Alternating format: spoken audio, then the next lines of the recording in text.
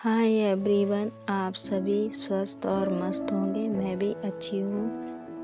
Story का नाम रूहानी इश्क, एपिसोड 11, आग और आंसू। आरोही के घर में आज हल्दी की रस्म थी। आंगन में हल्दी, फूल और रिश्तेदारों की भीड़, लेकिन आरोही का मन कहीं और था। उसके चेहरे पर छोटी मुस्कान थी, पर आँखों में तो मायरा का चेहरा ही घूम रहा था। हल्दी लगाते वक्त हर कोई हंस रहा था, पर उसके भीतर कुछ टूट रहा था। भाभी ने पास आकर धीरे से कहा, अभी भी वक्त है आरोही, जो करना है सोच ले।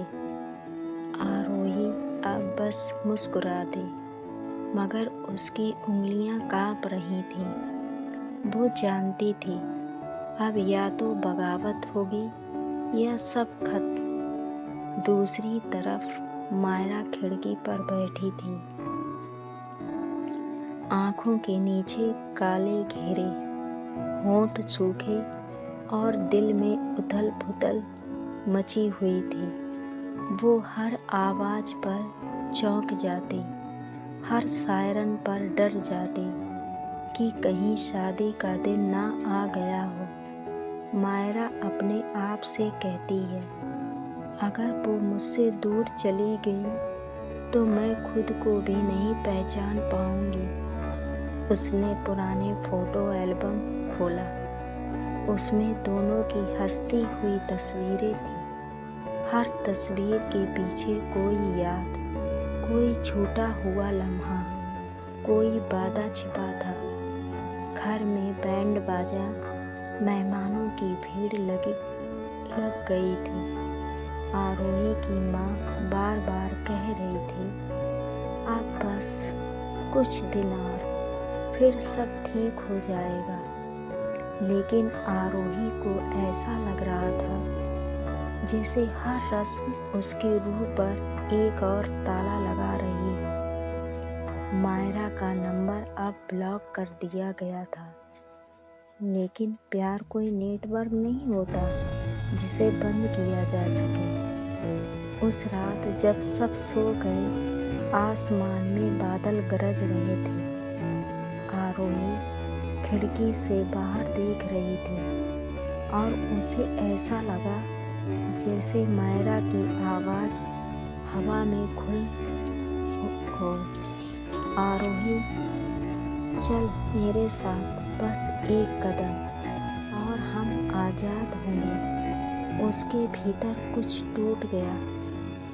उसने अपना मोबाइल उठाया, एक पुराना नंबर डायल किया, मायरा का। आरोही धीरे से बोली, हेलो मायरा, मैं अब और नहीं रह सकती तुम्हारे बिना। मायरा ने कहा, मैं यही हूँ, बाहर, तुम्हें लेने आई हूँ। आरोही का दिल धड़क उठा। दरवाजे पर ताला था।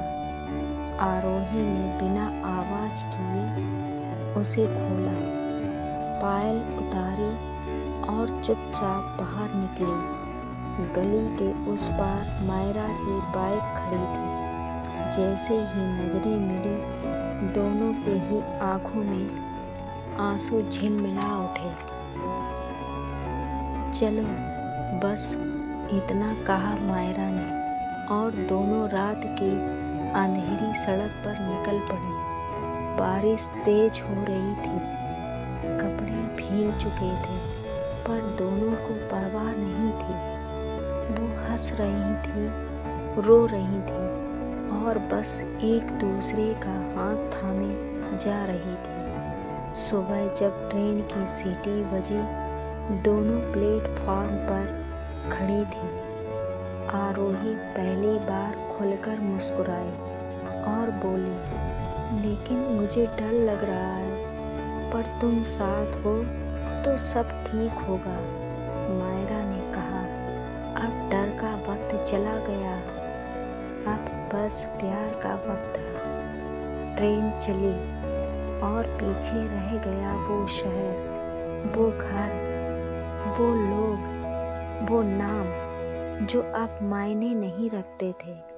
कई घंटे बाद वो दोनों एक छोटे से पहाड़ी कस्बे में पहुंची। वहां सुबह की ठंडी हवा थी और सूरज की पहली किरण उनके चेहरे पर पड़ रही थी। एक पुरानी झोपड़ी के सामने खड़ी होकर मायरा ने कहा, अब यहीं से हमारी दुनिया शुरू होगी। आरोही आरोही मुस्कुराई, आंखों में आंसू लिए बोली, ये पहली बार है जब मुझे अपने होने का एहसास हो रहा है। दोनों ने एक दूसरे के हाथ थामे और उस छोटे से घर में कदम रखा, जहाँ ना कोई समाज था, ना कोई रोक, बस दो रूहें जो एक दूसरे में समा गई थीं। दूर मंदिर की घंटियाँ बज रही थीं, बारिश रुक चुकी थी। आरोही ने मायरा के कंधे पर अपना सिर रखकर कहा, अगर ये पाप है तो भी मैं इसे हर जन्म में दोहराना चाहूँगी। मायरा ने मुस्कुराकर कहा, और मैं हर जन्म में तुम्हें फिर ढूंढ लूँगी। देखते हैं अब आगे क्या होता है। अगर आप सभी को कहानी अच्छी लग रही है तो प्लीज़ लाइक, शेयर और सब्सक्राइब कीजिए। Bye bye.